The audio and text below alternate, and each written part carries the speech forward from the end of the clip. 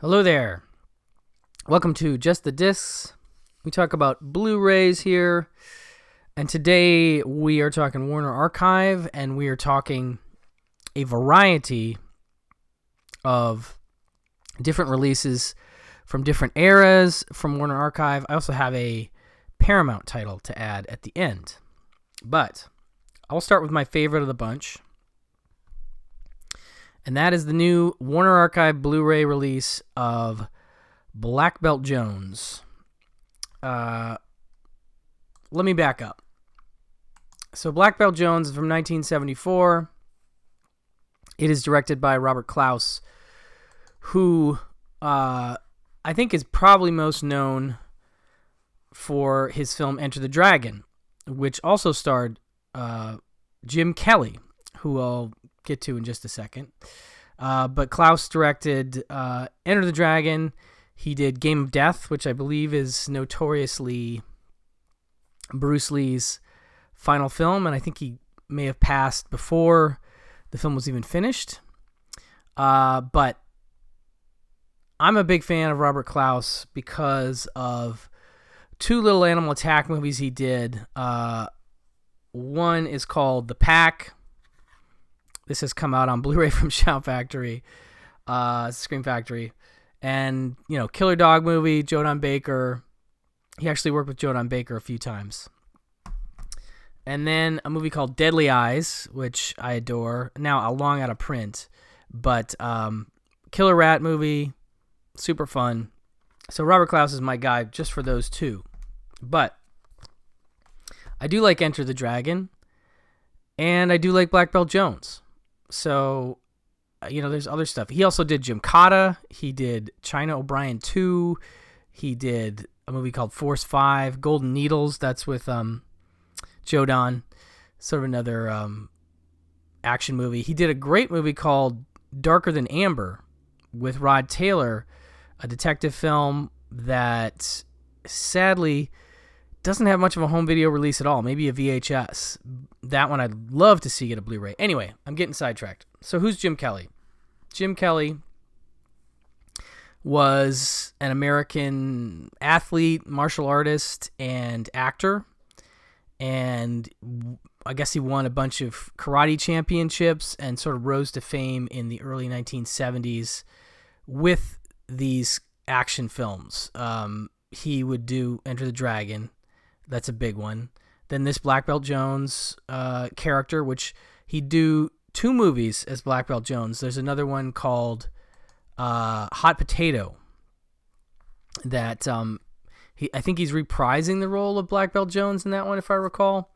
Not as good as the original, but I just like Jim Kelly. I think he's a lot of fun, has a good attitude, and is an incredible martial artist, and just is a lot of fun to watch. So he also does Three the Hard Way, which is a really cool movie, sort of blaxploitation movie with Fred Williamson, Jim Brown, and Jim Kelly, directed by Gordon Parks Jr., who had done Superfly, and it was actually his follow-up to Superfly. Anyway, Jim Kelly's great, and he's super fun in this. And this movie, to me, has always been a kind of blast to watch because it has some great action sequences. And it's one of those movies that it's a spy movie, a secret agent movie, and Black Belt Jones is kind of like in semi-retirement, and he's teaching martial arts to inner-city youths. And his karate school is run by a kindly old gentleman named Pops, played by Scatman Crothers, who I love, one of my favorites, famously the voice of Hong Kong Phooey, but just a great character actor. And Pops has some gambling debts, and that brings down some local thugs, and it becomes kind of a conflict with these sort of gangsters, I guess, these criminals.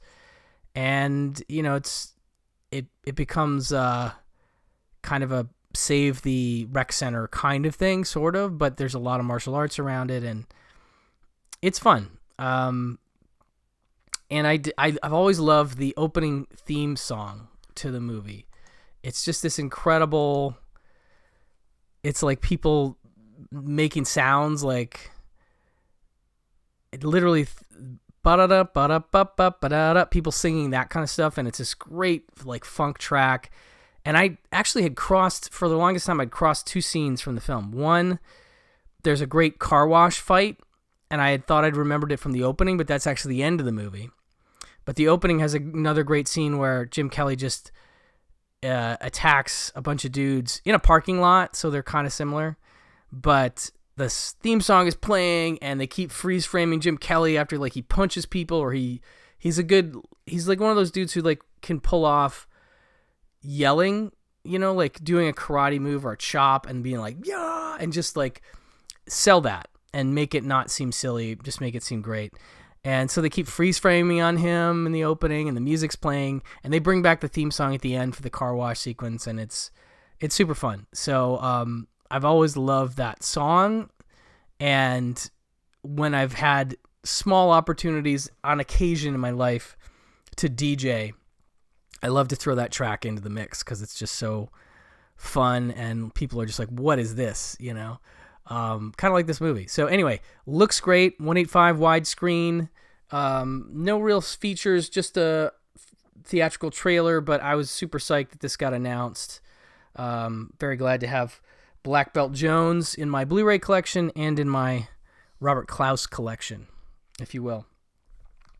Next up, we have a movie called Boulevard Nights, which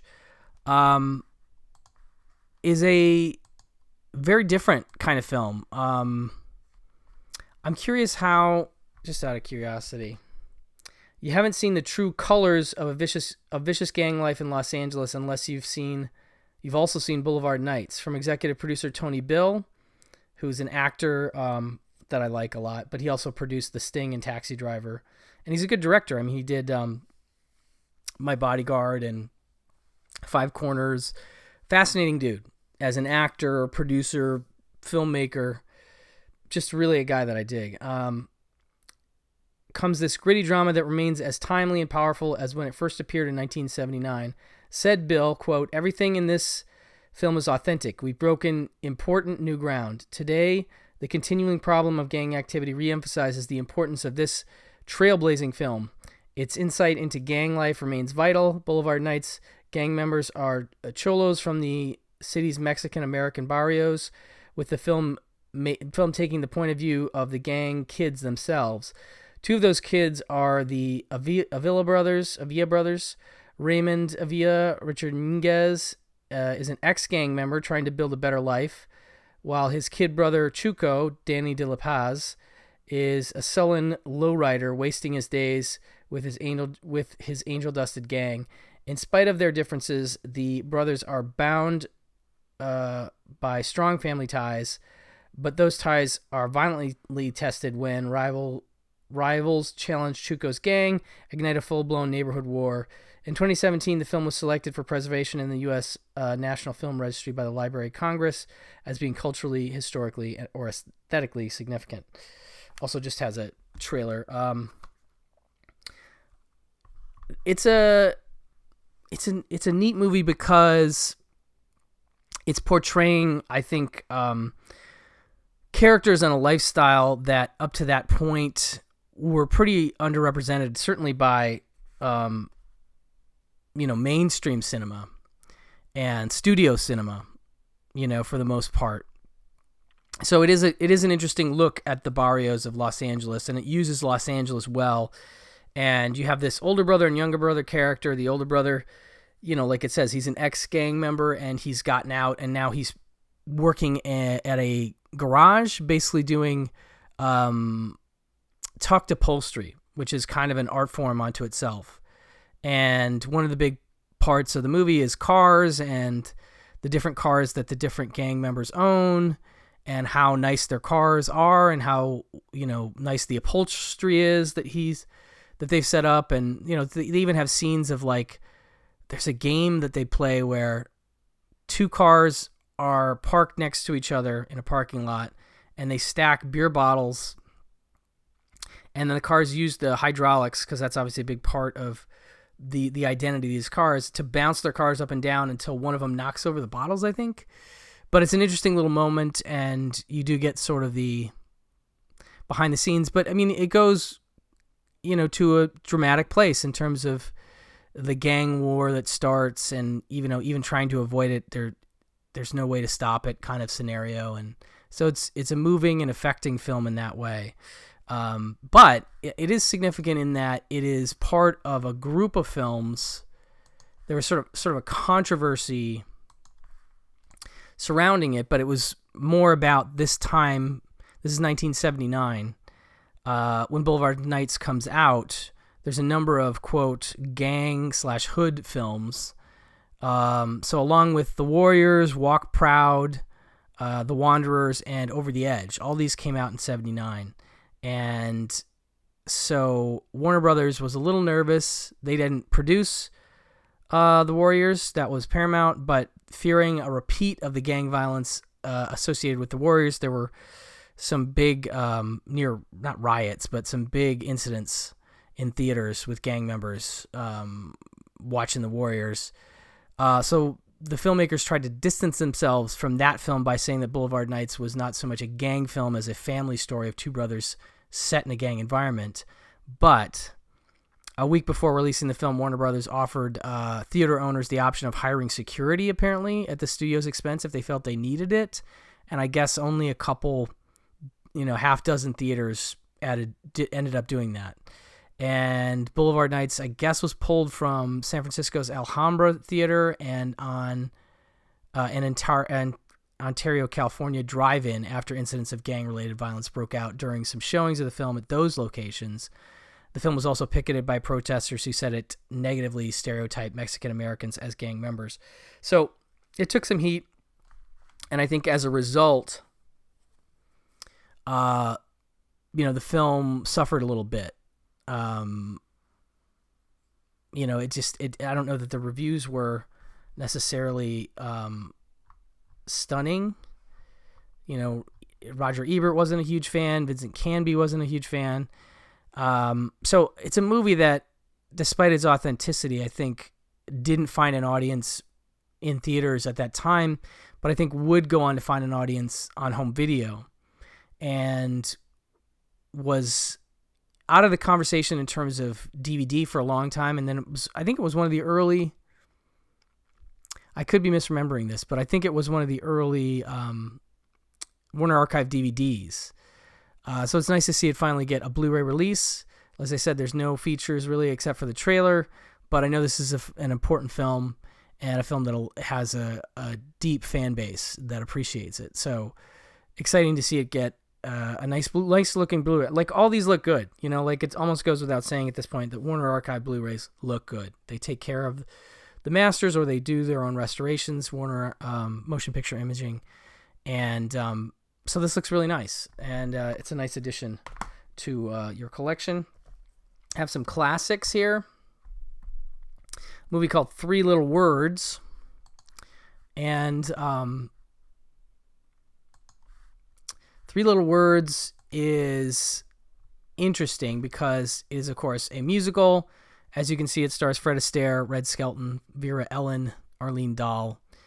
It is the story of Bert Kalmar and Harry Ruby, who were a songwriting duo in the 1930s, because this film is from 1950.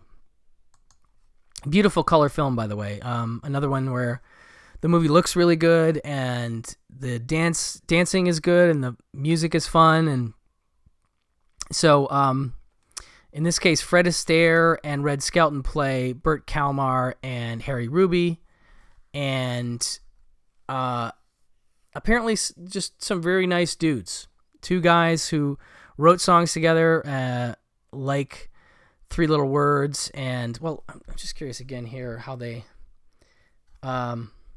Bert Kalmar, Fred Astaire, always wanted to be a magician, but it takes a disastrous opening night to make his dreams go poof.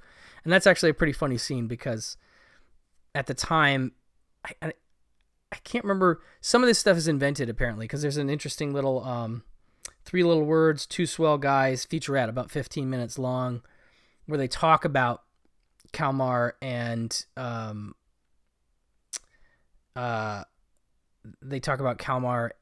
Harry Ruby, and how they were just so nice that their lives actually didn't have a lot of drama, so they had to invent some drama. Like there's a bit where Kalmar writes a Broadway play and Ruby tries to stop it from going to Broadway, and that never happened. And there's a couple different instances like that in here. But my point being is there's a funny meet cute where they don't yet know each other, and Burt Kalmar, the Fred Astaire character, is trying to do his magic act.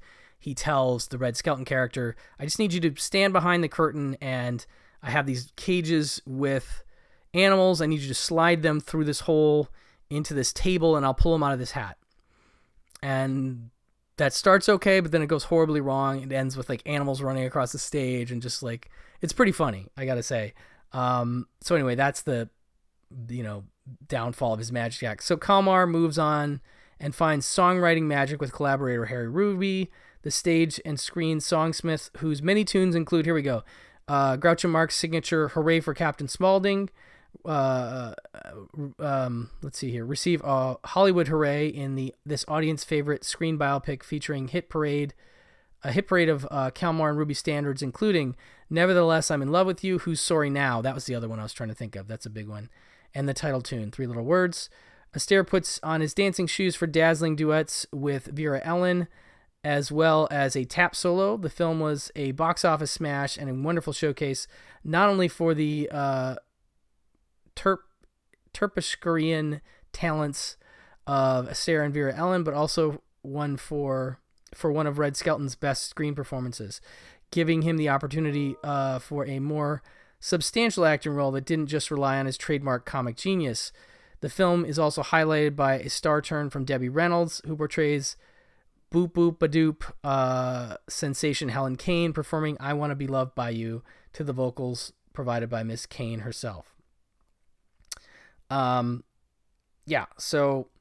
it's a fun musical. Like I said, it looks good, and it's a neat story of these 2 songwriters. I do like that premise. I feel like I've seen the songwriter premise before.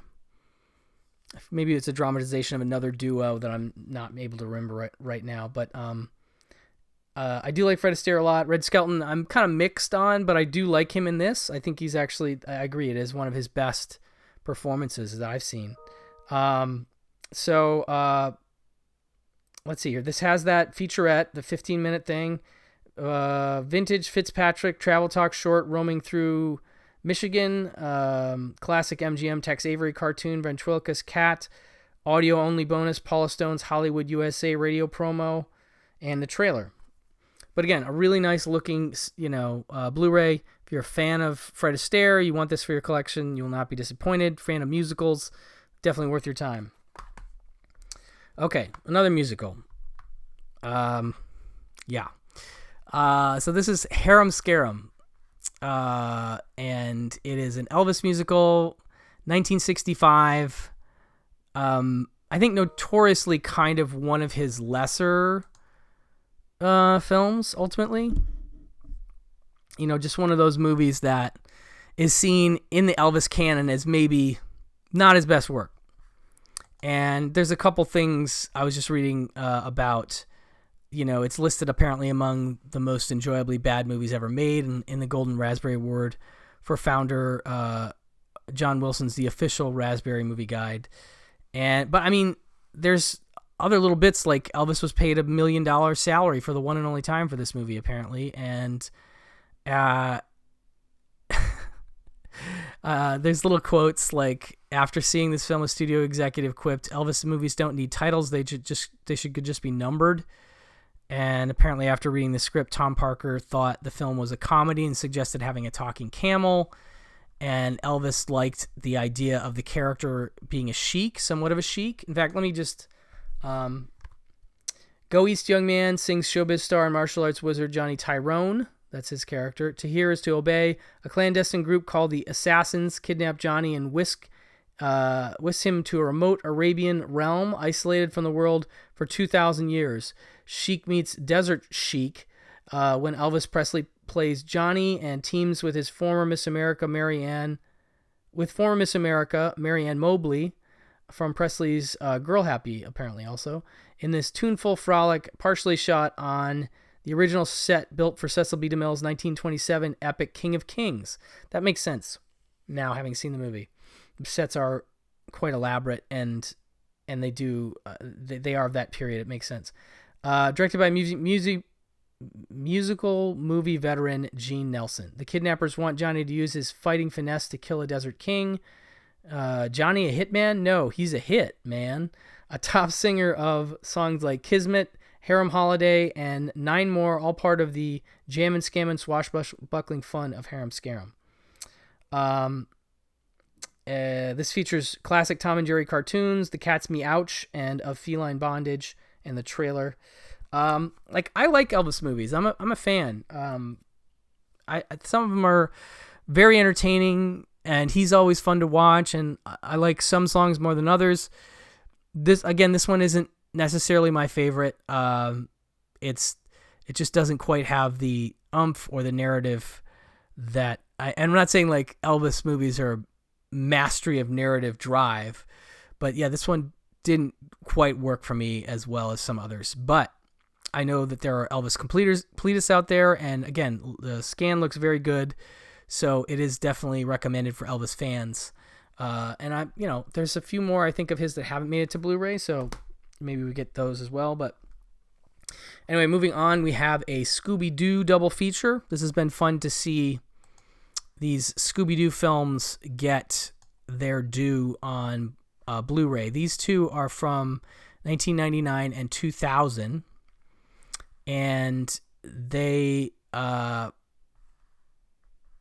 of a certain time. Like, you don't have Casey Kasem anymore, obviously, and we don't have Matthew Lillard, so it's kind of an in-between time. We still have I want to say Frank Welker doing Fred Jones, and we have some guest stars like Mark Hamill that show up in the second one, and anyway, Tim Curry shows up in the first one. But they're interesting in that in-between period. And again, these look very nice in terms of the Blu-ray transfers. The world's most lovable mystery-solving dog, along with best friend Shaggy and the rest of the gang, bring on the laughs and adventures in these two beloved feature-length frolics. In Scooby-Doo and the Witch's Ghost, that's from 1999, Shaggy and co. get tied up with bumbling mummies and monster turkeys when famous fright writer Ben Ravencroft, who plays Ben Ravencroft in this? That's Tim Curry. Invites the gang to his hometown for the Autumn Harvest Festival. There they learn that Ben's ancestor Sarah haunts the place, and they set out to uncover the ghostly Ravencroft secret that will prove her either a good-hearted healer or a spell-casting witch. So that's the first one. In Scooby-Doo and the Alien Invaders, that's the second, from 2000. Scooby, Shaggy, and the Mystery Inc. are stranded in a desert town where they soon discover a plethora of flying saucer buffs, secretive scientists, and less than friendly extraterrestrials. But after aliens chase and beam them aboard a UFO, clues to the mystery of the alien invaders lead the gang from a top-secret government research base to a huge network of caves hidden under the town. The race to crack the case redefines the term far out in this hilarious space capade. This includes making up featurettes, promotional trailers, and Scooby-Doo and the Witch's Ghost music video, which is cool. A cool addition. There's so many of these movies. You know, my daughter, growing up, was really into Scooby-Doo. That was one of my big windfalls or wins as a father, was to be like, hey, you should watch Scooby-Doo, only to realize it would become an incredible obsession for her for a good 3-4 years of her life. And so, you know, she, unlike, you know, us as kids when we had one VHS tape, and in this case, if it had been a Scooby-Doo movie, you'd watch that over and over again. She was into that, but she just wanted more. So I ended up getting, in mostly digital form, I want to say the majority of Scooby-Doo movies that were made from, you know, whatever, 1985 to 2000, whatever, including these two. So I definitely saw these with her when she was younger. But there are so many of them, and they are all a lot of fun and entertaining if you're a fan. And so it's neat to see this double bill, and I hope that this is sort of maybe a template for something in the future where they'll continue to release these films on Blu-ray, because a lot of them have had DVD releases and digital releases, but not Blu-rays. And there are so many that I know my daughter recalls fondly and would love to have on Blu-ray. So it's nice to see this set as another one adding to the Scooby-Doo pile, as it were. So that is the Scooby-Doo double of Scooby-Doo and the Witch's Ghost and Scooby-Doo and the Alien Invaders. And then lastly, we have one more. This is the Paramount title. This one's fascinating. It is Ladybugs from 1992. Now, a couple things that are fascinating. One, it stars Rodney Dangerfield as the coach of a female soccer team. And apparently he's motivated by corporate business reasons. To climb the corporate ladder to success, a businessman agrees to coach his company's all-girl soccer team with the help of his secret weapon, his fiance's son, Jonathan Brandis, who dresses as a girl to play on the team so that they can win. And ideally, that's the idea behind it. But the cast also includes like Jack Hay from 227 and some other folks I definitely recognized. A fun child cast. But this one's interesting because it's directed by Sidney J. Furie. Now, if you're not familiar with Sidney J. Furie, he's gotten some nice Blu-ray releases in the last 3-4 years, including a big box set of his films. But he's done things like, my favorites are The Ipcress File. That's a big one that he did. The Harry Palmer movie. And, he did like things like Hit with Billy D. Williams. He did Little Foss and Big Halsey. I know my friend Larry Karaszewski's a big fan of that one. He did a movie called The Lawyer, which I talked about from Kino Lorber not that long ago. A really great Barry Newman movie. Iron Eagle, the classic from the 80s. The Entity, the 82 horror movie. Boys and Company C, Taking of Beverly Hills. Superman 4, sadly. But I find him to be a fascinating director who just did a ton of stuff and made, I think, some pretty interesting movies. There's a new one I've come across recently called The Naked Runner with Frank Sinatra, which is not really that available at this time, honestly, but supposed to be one of his better ones. But yeah, he's a fascinating guy who made a ton of different types of films. Lady Sings the Blues is another one of his most popular films, and I just think this is an interesting latter-day entry, which, a bit maligned critically, but I think has a fan base of kids who probably had it, speaking of VHS, on tape and watched it a bunch as a kid.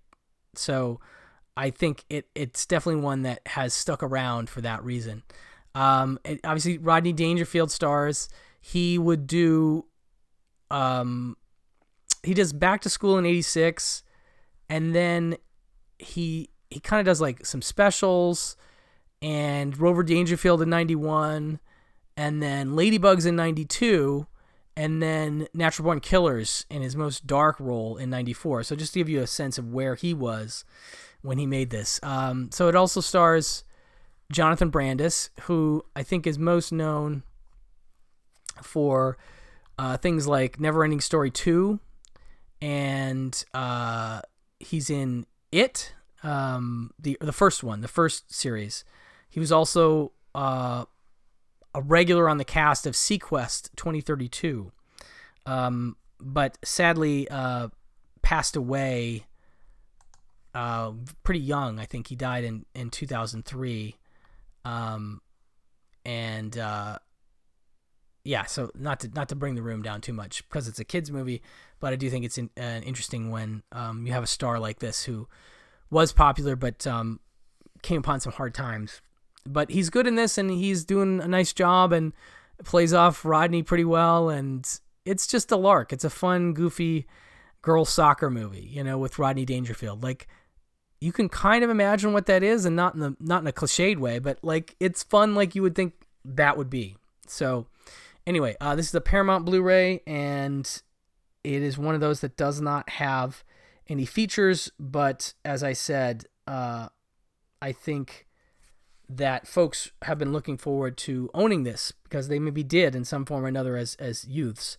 Comedy legend Rodney Dangerfield is at the top of his game as Chester, the salesman looking for a little respect and a big job promotion. To impress his boss, Chester becomes the coach of the company-sponsored girls soccer team, the Ladybugs. But when Chester and his assistant coach, Jack A., see their woefully unskilled players, they realize the Ladybugs are going to get squashed. Chester decides the team needs a girl who plays like a boy, so he secretly enlists his fiance's son, Matthew, that's Brandis, to become Martha, the Ladybugs' newest member. With his harebrained plan in place, Chester figures he has a shot at winning the championship and saving his career, or losing everything. In the spirit of kicking and screaming, of course, the soccer movie, not the Noah Baumbach film, Ladybugs is a laugh-out-loud family comedy in a league of its own. So anyway, folks will be interested in grabbing Ladybugs, I'm sure. As I said, it has a nice following. So that'll do it for this round of Blu-ray Talk. Thank you so much for listening, and I will talk to you soon. Bye-bye.